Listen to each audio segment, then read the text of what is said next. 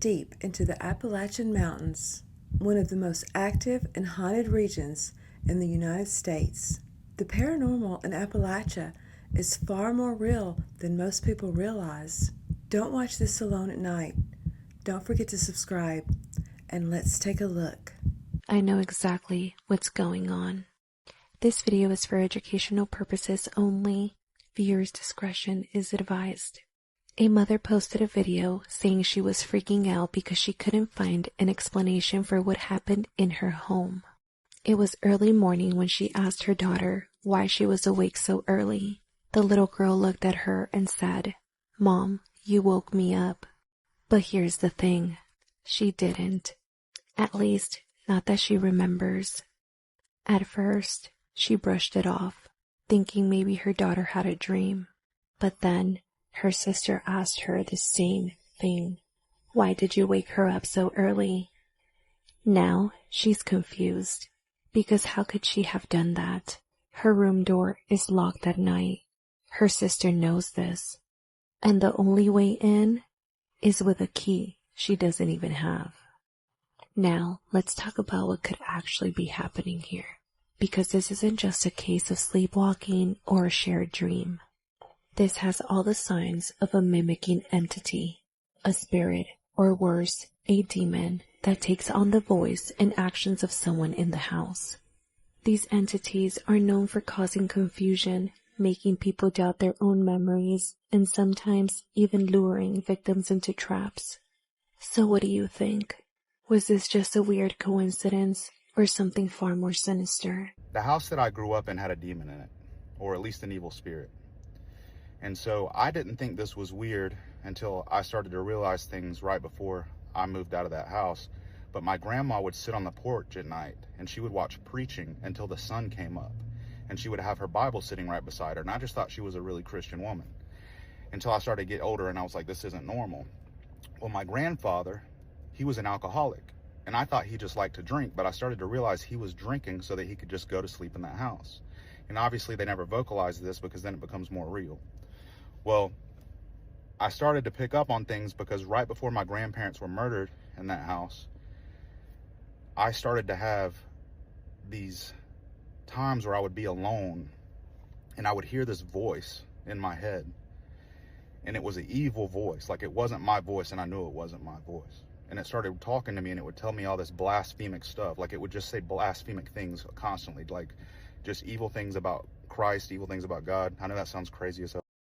And I thought I was going nuts. But I vocalized this to my grandmother. And when I did, she grabbed me by my arms and started shaking me and yelling in my face and saying, "Stop it." And that's when I was like, oh, she knows there's something wrong with this place and this is freaking her the f out.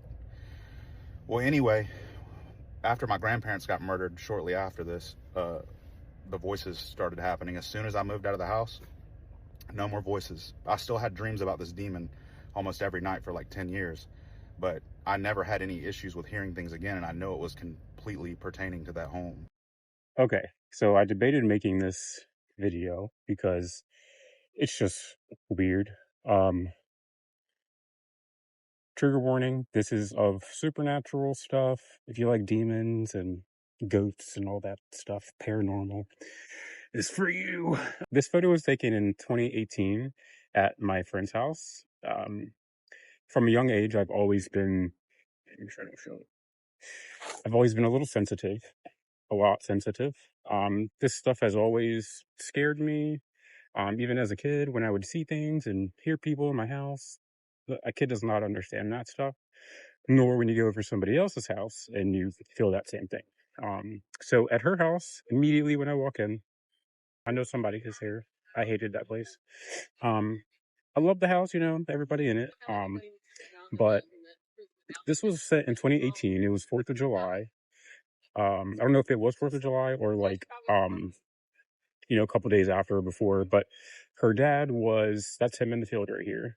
So we're on a deck in the backyard, and that's like they live on a farm. So that is like, a little, field right there. As you can see, he's a tall man, but his head's at the deck height. So, and then we are on the deck. So out there there's nothing, just grass. So we're all chilling up here, having drinks, and watching him set off fire. Starts. I'm walking, so it got a little cold and it's rainy. But so night was great, everything's good.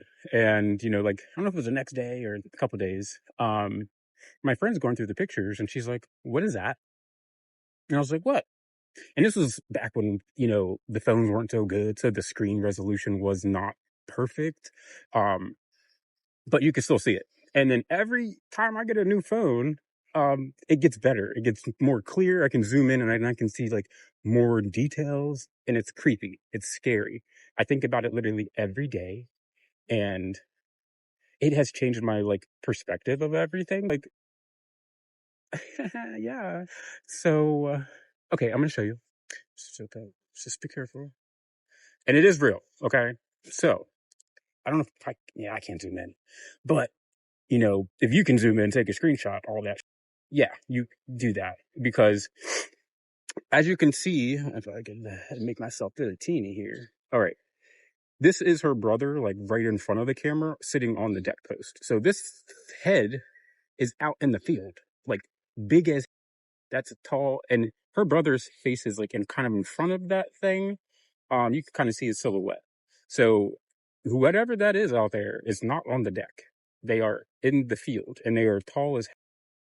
And when I first took the video, I couldn't see, horns, and there's little teeny horns like right here, and they have hair, and his teeth are like sharp, and the eyes are like big and dark. Sorry, I'm outside.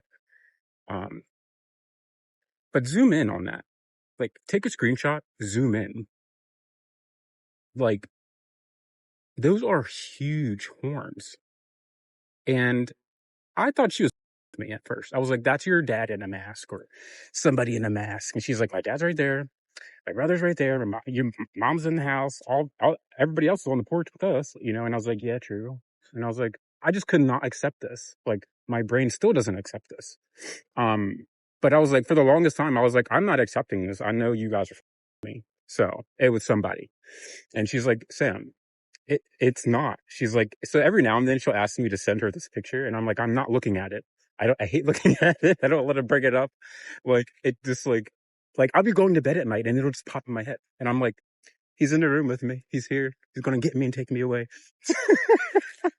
But yeah, like, this is crazy. And I've never shared it with anybody, except for people close to me, but definitely not on social media. And I just feel like, it's time. But I just figured, people can give their input on this guy, whatever he is, if they've seen it before, if it's known, how there's like legends and all that from other cultures. But yeah, like, this is crazy. Please help, because I need answers.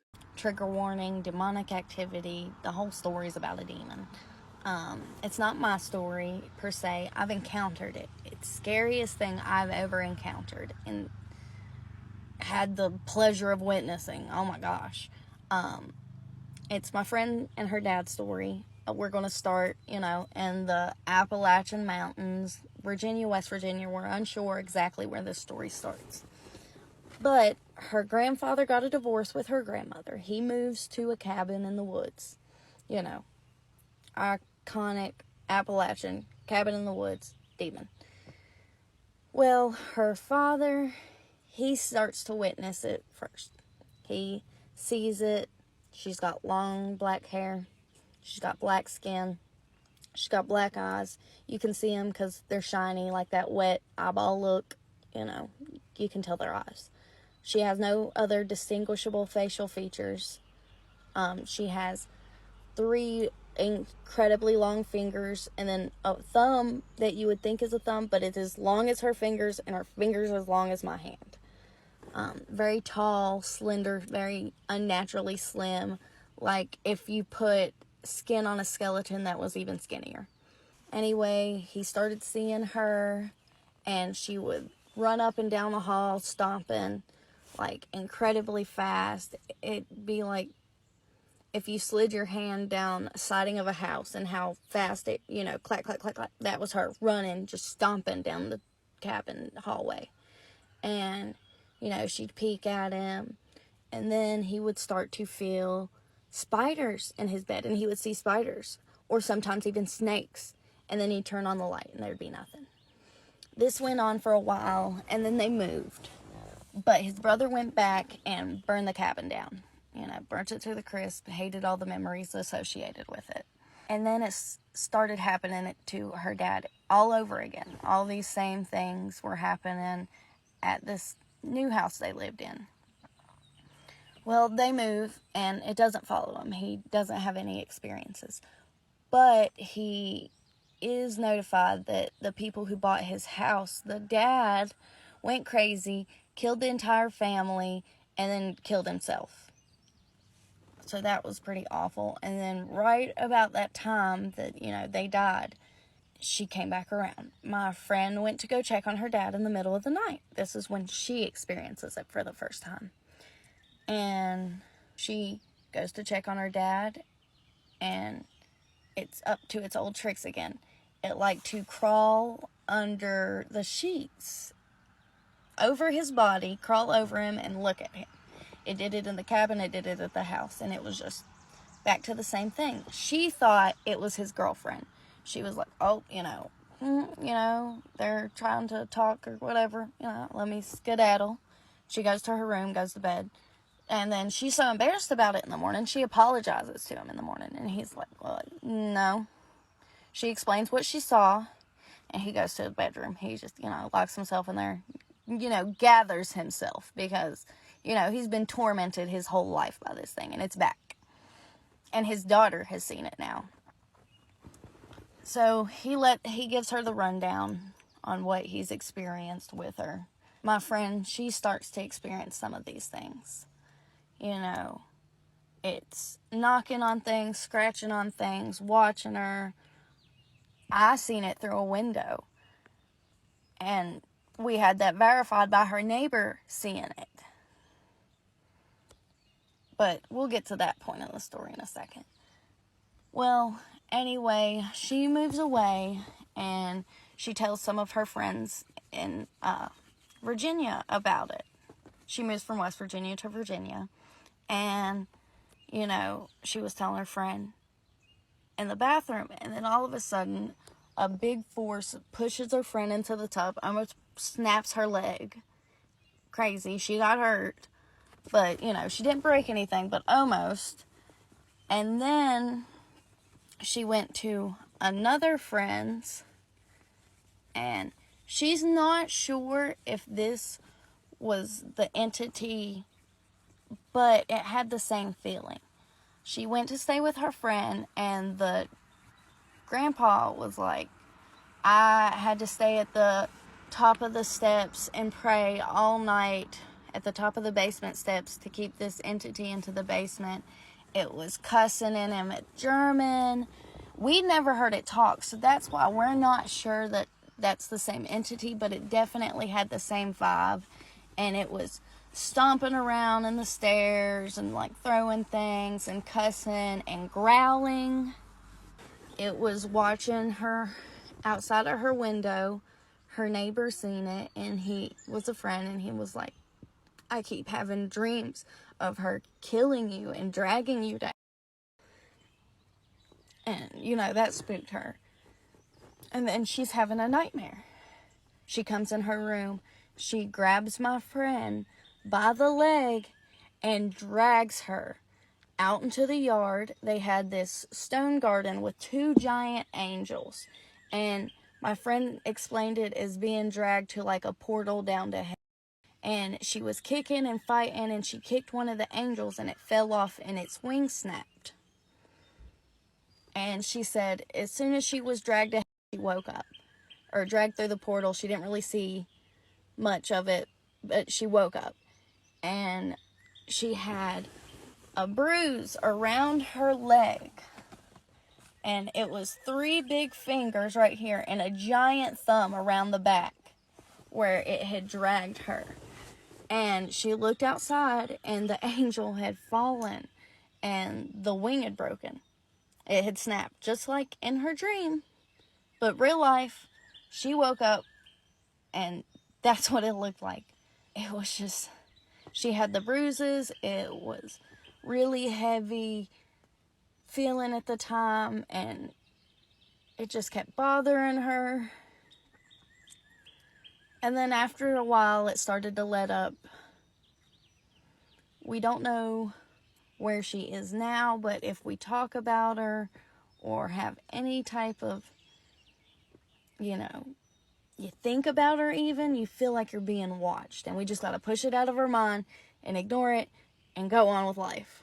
Starting to get messages from people saying that after they're watching my stories, they are either getting sleep paralysis or crazy things are happening to them. So please, when I tell you to protect yourself, I really truly mean that. But tonight's submitter's name is Tangina, and she did say that I could tag her, so she will be tagged in the description if you have any questions, comments, or suggestions. And she does want suggestions. All of these stories take place at her cousin's house in West Virginia, where her aunt, her grandmother, and her cousin all live in one house together. It says that these stories take place in chronological order, and they only get scarier as they go on, and she is not lying about that. The first story takes place in 2018 when her grandmother was upstairs in her bed sleeping. Now, her aunt and her grandmother sleep in the same bedroom because her grandmother is elderly and needs help throughout the night. Her aunt was downstairs in the kitchen cleaning up, getting ready for bed, when before she could even get up there, she hears this loud bang! So of course she gets super worried and she runs upstairs because it's coming from her bedroom that she shares with her mom. So she gets up there and her mom is holding her head in pain, and she asks what happened. And she says that some invisible force that she could not see took her head and smashed it against the wall. It's terrified her grandmother so much that she is absolutely terrified to be alone. She refuses to be alone.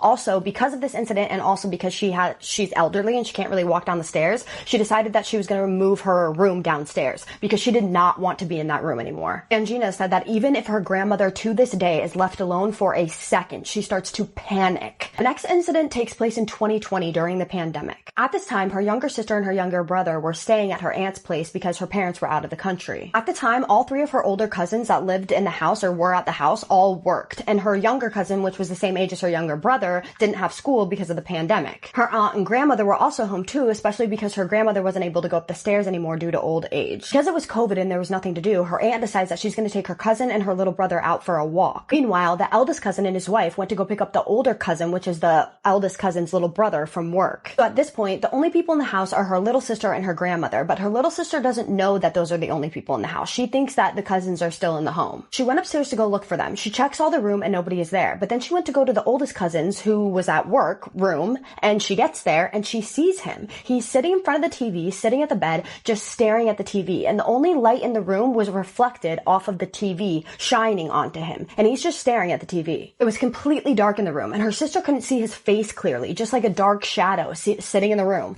And also, remember, this cousin is at work. Then all of a sudden she hears him say, "Come here."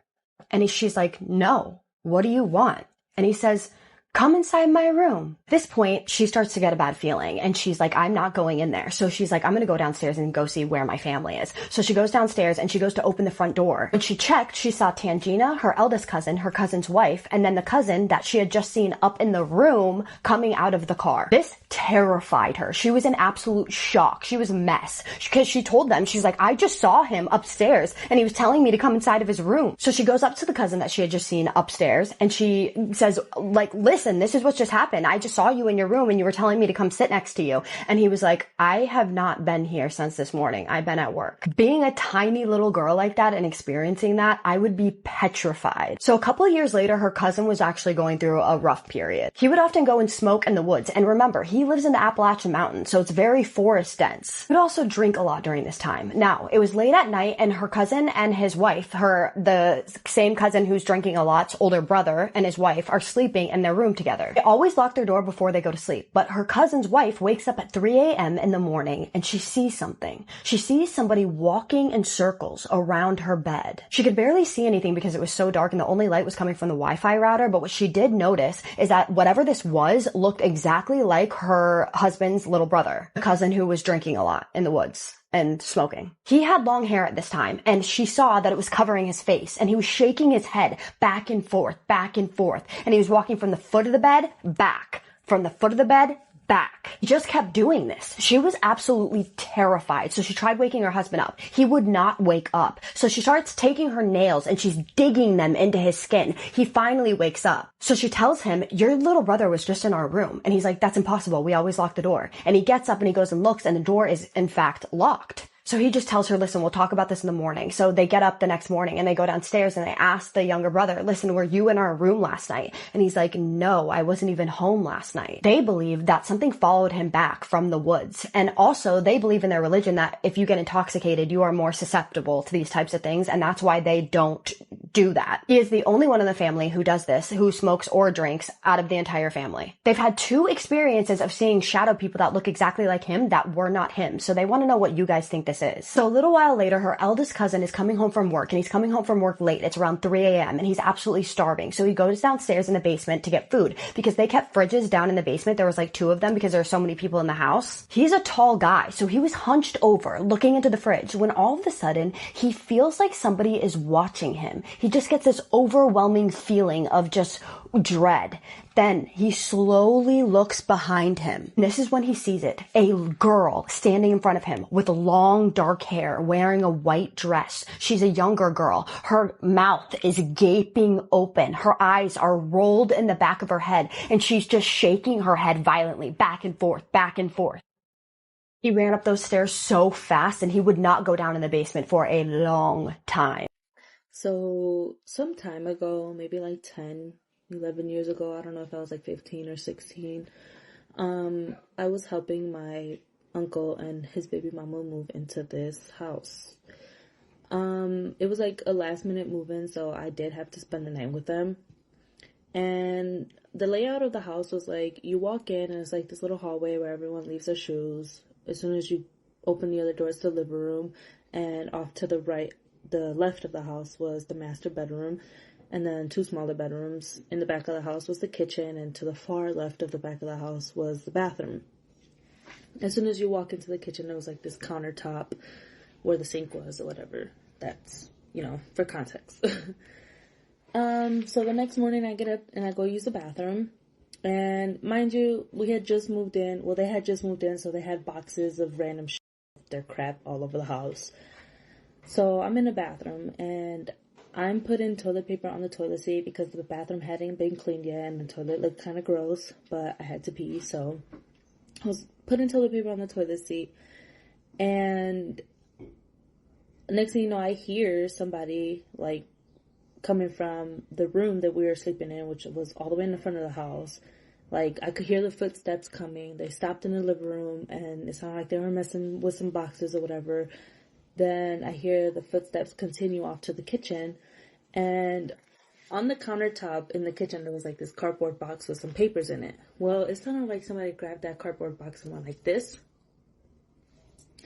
and then the footsteps continued closer to the bathroom. I ignored it. I figured it was somebody that was in the house. Mind you, it was just me, my uncle, his baby mama, and his baby mama's ex-sister-in-law. Turns out my uncle was still sleeping. My uncle's baby mama was, and the ex-sister-in-law was also just laying on the floor, chilling next to her. I was the only one who had actually gotten up. But I didn't know that until I heard somebody whispering my name. And they did it 3 times. They were like, Jennifer, Jennifer, Jennifer. Not as fast, but like that. And I stopped and my heart instantly dropped because I'm like, okay. And my first instinct was to say, Rosa? Like, that's one of my aunts. But she wasn't there. Like, she hadn't known that they moved out. Like, she was completely unaware. She was nowhere in the house, whatever. So I'm like, I stopped and I said her name and I was like, wait, she obviously doesn't know that we're here. Like, what the f-? When I went to look, there was nobody there. Bro, when I tell you I ran so fast to the room, like I sprinted, and I was like out of breath and I was so scared. And my uncle's baby mama looks at me and she goes, what the f is wrong with you? Like, why do you look like you just seen a ghost? And her ex-sister-in-law was like, are you okay, bro? Like, what the f? And I looked at them and I was like, which one of you was out there with me? Like, you know, it had to have been one of them. But all three of them looked exactly how they looked when I went to the bathroom. My uncle was still sleeping. My baby mom, not my baby mama, my uncle's baby mama's sister-in-law was laying right next to her, and my uncle's baby mama was sitting there, you know, doing what she was doing. And they were just confused. I'm just like, come on, like, I know one of y'all were me, bro. And they were like, none of us have gotten up out of this spot, like, you're tripping. And I was like, no, bro, like, one of y'all's fucking me. Y'all just went over there and whispered my name, like, stop playing. They were like, no, bro, like, I swear to God, none of us had gotten up. When I tell you, they lived in this house, I want to say like a year or so. Every time I went there and I had to use the bathroom, never went to that bathroom. I promise you, like, not once. I would hold that shit until I got home, because that house, mainly that kitchen, like the kitchen and that part of the house, gave me the creeps. And never again. That was the scariest thing I've ever experienced in my life. Alongside the Nolichucky River out on Devil's Run, there's a mountain called the Devil's Looking Glass. It looms over the Appalachian forestry outside of Irwin, Tennessee, and is filled with secrets, stories, and mystery. Maybe you've heard the stories of the ghostly fishermen who appear on the riverbank in broad daylight, or maybe you've even heard about the banshee screams from the mountaintop. Some people believe the face of the devil himself appears in the formation of the rocks on the side of the cliff. But of all these stories, the one that earned the mountain road its name is indeed the most frightening one of all. A long time ago, it was believed that on a moonless night, a lone rider would take to the trails around the mountain and down into the holler, riding here and there all night long. Many a man saw him, but no one ever got a good look at him. This story spread like wildfire, and then one day a group of men decided to take matters into their own hands. They decided they were going to catch the lone rider. Come the next new moon, the men gathered on the riverbank with a plan. Nearby on the holler path, they had tied a sturdy rope around a tree, one big and strong enough to trip even the swiftest horse. Now all they had to do was wait. At about 3 a.m. that morning, they heard the hoofbeats of the lone rider in the distance. The men rushed into position, all of them taking hold of the strategically placed rope. Soon the hoofbeats came closer, and the shadowy figure appeared, barreling toward them. Timing it just right, they pulled the rope, but the next thing they knew, they were thrown like rag dolls all across the riverbank. The lone rider's steed was unfazed. It hadn't even slowed down as it vanished into the night. The next morning, the men, all thoroughly baffled, went to investigate to see what had gone wrong with their plan. That's when they discovered that the hoof prints weren't U-shaped. The hooves were cloven, like that of a goat. If you made it this far, thank you for exploring the paranormal side of Appalachia with me. Make sure to subscribe so you never miss another deep dive into the strange, the unexpected, and the terrifying. And as always, stay safe, stay aware, and question everything.